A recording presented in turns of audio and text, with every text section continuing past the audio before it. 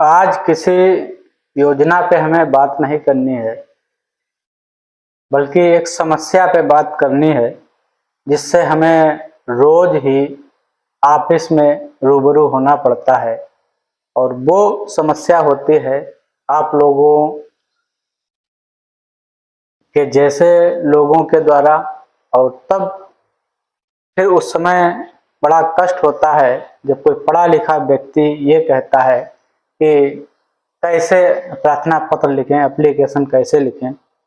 Office में हम लोगों के पास दो तीन तरह की समस्याएं ज़्यादातर लोग लेके जाते हैं। आवास की समस्या हो गई, पेंशन की समस्या हो गई, राशन कार्ड की समस्या हो गई, गांव में जो सड़कें हैं उनके मरम्मत की समस्या हो गई, या सफाई की समस्या हो गई। आमतौर पर यही सारी समस्याएं रहती हैं। और ज़्यादातर जो लोग जाते हैं वो जन्म मृत्यु प्रमाण पत्र और परिवार रजिस्टर के संबंध में लोग जाते रहते हैं। जब लोग जाते हैं तो उनसे जब ये कहो कि भाई एक प्रार्थना पत्र लिख दो या एप्लीकेशन एक लिख दो, तब उनका उत्तर होता है कि हम लिख ही नहीं पाते, हम कैसे लिखें, हमने कभी लिखी ही नहीं। जब उनसे सवाल ये करो कि कितना पढ़े हो, तब वो बताते पढ़े तो हैं, इंटर पढ़ा है, बीए कर लिया या और भी पढ़े होते हैं, लेकिन उन्हें प्रार्थना पत्र लिखना नहीं आता है। क्योंकि आज की शिक्षा इस तरह की हो गई, हिंदी से लोग दूर भागते जा रहे। अंग्रेजी में भी उनकी पकड़ नहीं है, हिंदी में भी उनकी पकड़ नहीं है, और शिक्षा कहीं ठोस रूप से रह भी नहीं गई है। जब हमें अपनी समस्याओं को दूसरे को कहने या बताने की बात आती है, अगर हम किसी ऑफिस में जाएंगे, किसी अधिकारी के पास जाएंगे, तो मौखिक समस्या को कम सुना जाता है, लिखित में ही समस्या को देना पड़ता है।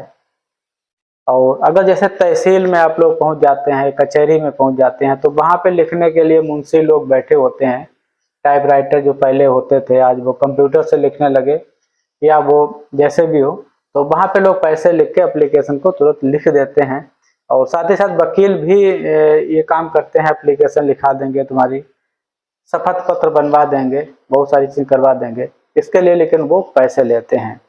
तो मैं आज के इस वीडियो में सिर्फ ये कहूँगा कि आप एप्लीकेशन, कोई प्रार्थना पत्र किसी सरकारी दफ्तर में जाते हैं तो प्रार्थना पत्र कैसे लिखें, अगर थोड़ा भी आप ध्यान देंगे और इस वीडियो को शेयर भी करिएगा उन लोगों तक। अगर आपको विश्वास ना हो तो आप अपने किसी अगल बगल के लड़के को बुला लीजिएगा जो इंटर तक पढ़ा हो, और उससे ये कह दीजिएगा कि बेटा ये हमें एप्लीकेशन लिखवानी है। तब वो अगल बगल होकर निकल जाएगा, क्योंकि उसे एप्लीकेशन लिखना आता नहीं होगा। बहुत कम बच्चे होंगे जिन्हें लिखना आता होगा। तो आप लोग सिर्फ इतना करिए, किसी भी ऑफिस में जाइए तो सबसे पहले ये देख लिए कि हम किस ऑफिस में जा रहे, उस ऑफिस का जो मुख्य अधिकारी कौन है उसका पता कर लें और उसका पता कर लें। तो जब किसी को प्रार्थना पत्र लिखा जाता है तो सबसे पहले संबोधन में लिखा जाता है। जैसे ये कागज है मेरे पास, इस तरह के कोरे कागज पे आप लोग एप्लीकेशन लिखेंगे, और हम बाएं तरफ से शुरुआत करते हैं, यहाँ से सेवा में। फिर अधिकारी का जो पद होता है उसका पद नाम लिखा जाता है। जैसे हम खंड विकास अधिकारी को पत्र लिख रहे हैं तो सेवा में खंड विकास अधिकारी, और नीचे उस कार्यालय का पता होता है जिस कार्यालय में वो अधिकारी बैठता है। तो सेवा में खंड विकास अधिकारी, विकास खंड का नाम। अगर आप जनपद पे जा रहे हैं तो वही रहेगा कि सेवा में जिलाधिकारी महोदय, जनपद जो भी हो। और उसके बाद में सम्मानीय शब्द संबोधक में महोदय लिखा जाता है। और विषय, अगर विषय लिखना चाहते हैं तो वो महोदय के ऊपर लिखा जाएगा। विषय भी लिखते हैं काफी लोग कि हम किस संबंध में प्रार्थना पत्र दे रहे हैं। और फिर उसके बाद आता है कि आप किस विषय को लेकर प्रार्थना पत्र दे रहे हैं, आप उस विषय का पूरा विवरण यहाँ पे लिख दीजिए और उसके बाद में दाएं तरफ आप अपना पूरा नाम पता लिख दीजिए, मोबाइल नंबर डाल दीजिए। तो इतना सा काम आप लोग करना सीख लें। हमें लगता है बहुत सारे लोग जानते होंगे, लेकिन फिर भी बहुत सारे लोग हैं जो प्रार्थना पत्र नहीं लिख पाते हैं। तो कम से कम 1-2 बार अभ्यास करिए, सीखिए। अगर इतना भी नहीं कर सकते हैं तो आप गूगल पे चले जाइए, वहाँ पे पत्रों के बहुत सारे प्रारूप मिल जाएंगे, किस अधिकारी को किस तरह का पत्र लिखा जाता है, वो सारी चीज़ें आपको मिल जाएंगी। तो लिखा पढ़ी करना बहुत ज़रूरी है। कहीं से भी ऑफिस जाते हैं तो आपको प्रार्थना पत्र लिखना ठीक से आना चाहिए। जब आप प्रार्थना पत्र लिख लेंगे तभी आप अपनी बात को भी ठीक से कह पाएंगे, अन्यथा आपकी बात कोई वहाँ सुनने वाला नहीं होगा ठीक से, जो आप बात अपनी कह सकें, क्योंकि इतना समय भी किसी के पास नहीं होता है।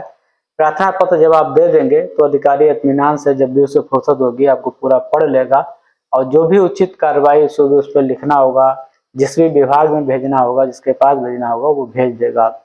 तो इस वीडियो में मैं यही कहूँगा कि आपके घर में बच्चे हैं, आप लोग हैं, अगर प्रार्थना पत्र नहीं लिख पाते हैं तो लिखना सीखिए। किसी भी ऑफिस में जाएंगे, किसी भी समस्या को लेकर जाएंगे तो सबसे पहले ये कहेगा भाई प्रार्थना पत्र दीजिए, और फिर आप कहेंगे भाई हम तो लिख ही नहीं पाते हैं, तो ऑफिसों में तो कोई नहीं लिखेगा, तो आपको बाहर भटकना पड़ेगा। आपको किसी को ऐसे व्यक्ति की तलाश करनी पड़ेगी जो प्रार्थना पत्र लिख लेता हो। तो स्वयं लिखना सीखिए, अन्यथा आपसे जब भी किसी से लिखाने जाएंगे तो वे व्यक्ति आपसे पैसा लेगा, आपका समय बर्बाद होगा, आना जाना होगा, बहुत सारी बातें होती हैं।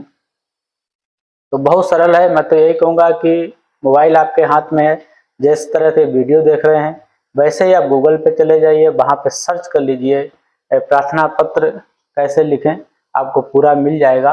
और साथ ही साथ अगर वहाँ इस पे इमेज पे जाएंगे तो बहुत सारे प्रार्थना पत्र के उसमें फोटो मिल जाएंगे, तो आप उसे देख के भी लिख सकते हैं। इतनी बात हमें कहनी थी। और जाते जाते हमारे चैनल को सब्सक्राइब कर लीजिएगा। दैनिक जीवन में बहुत सारी समस्याएं आती रहती हैं, उनका समाधान अगर हो जाए तो बेहतर रहता है।